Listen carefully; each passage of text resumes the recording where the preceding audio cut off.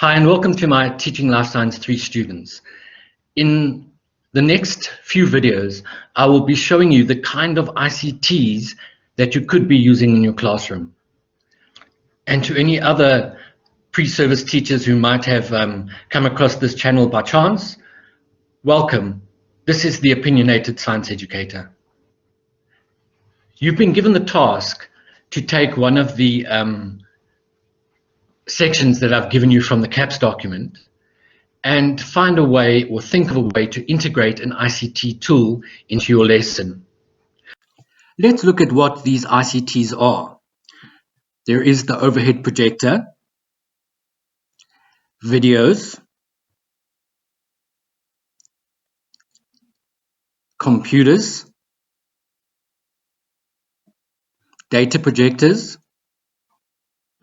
multimedia presentations, interactive or smart whiteboards, simulations, games, and the smartphone.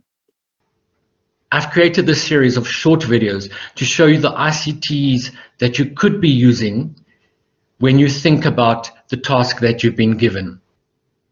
In this episode, I look at the overhead projector. Now, the overhead projector is quite a simple device. It uses a light and it projects an image onto a whiteboard or onto a screen. You use it with transparency pens. They can either be permanent or cleanable, and you write on transparent sheets. One of the techniques to use with it is called the overlay technique, where you build up an image, basically similar to what I'm doing here. It gives you control of your presentation, and you only present to students the information as you want in your presentation. It's simple to do. You use 2 transparencies or more. On the first, you have a picture. On the second, you have your information, which you can cut into strips. You use sellotape to hinge it.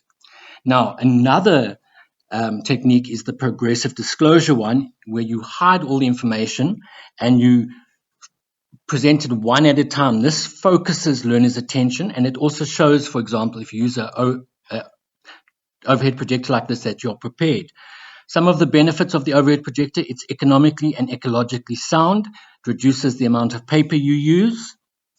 Another benefit is that it accommodates different learning styles and multiple intelligences, because you use different colors and different pens. And of course, another benefit is that it minimizes the time that you as a teacher spend with your back to the class writing on the board. How to use the overlay technique: you cover the labels with opaque material, and again, you hinge this onto the transparency, and you reveal one label at a time. So it's very simple and effective to use. Now, the overhead projector has an interesting history in the way it's been used in the classroom, which I found this article, which then talks about it. Its initial use was not as an educational tool in the classroom, but rather in the US military classroom. And that sense of discipline, you can understand why. During the after World War II, there was an aggressive combination of marketing and government grants, which brought the overhead projector into the classroom, the traditional classroom, and it was widely accepted because people had started seeing the benefits of visual instruction, and there was a huge increase in the visual instruction movement. So the appeal to educators was that the projector could meet their pedagogical needs, they could get through the material, and it could improve their classroom management. So this new tool enabled teachers to remain facing the unruly students while writing important information down for students to read and or copy. So basically, students were just copying information down. Now, here is an interesting invitation for teachers to come for training. They said, do you want to teach mathematics visually? The objective is to get your students to pay attention in class, and you avoid this them being distracted and by the textbook and different things when your back is turned to the class. So the overhead projector was sold on this whole idea of a visual presentation done in an orderly manner, showing the teacher come in, you sit down, you focus students' attention, You get them to always pay attention to you. You are now facing the class, and therefore you will have better discipline. And the way you can do this is with this wonderful device called an overhead projector. And there's the mail coupon for details for the teachers to come and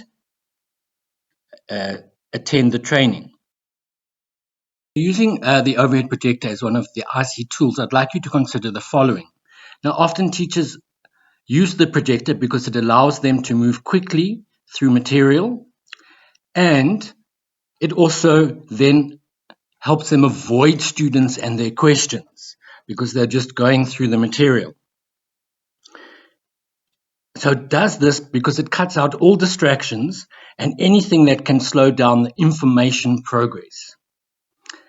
Now, this is not how you should be using an overhead projector. The way you should be using the overhead projector is you don't let the projector prevent students from being active participants in the learning process. So how can you do this? How can students be actively involved when you use the overhead projector? Shut it down intermittently to discuss the material they've been copying down, take question breaks, and limit the use of the overhead projector. So this is the way an overhead projector should be used. It's just one of the tools you have at your disposal. To my life science students, I hope you found this short video on how to use the overhead projector useful. Until next time.